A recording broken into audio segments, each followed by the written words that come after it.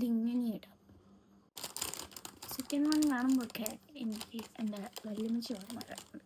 Because പണ്ടൊക്കെ എനിക്ക് തോന്നുന്നതൊക്കെ hand മെയ്ഡാണ്.